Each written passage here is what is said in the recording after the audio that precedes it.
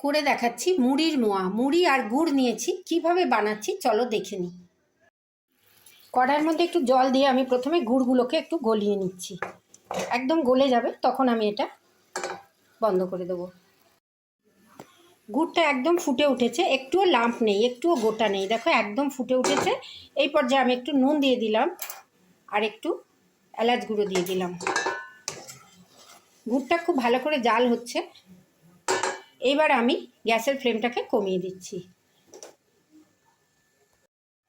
এবার আমি এর মধ্যে মুড়িগুলোকে দিয়ে দিলাম, ঠিক খুব ভালো করে নেড়ে চেড়ে নিচ্ছি।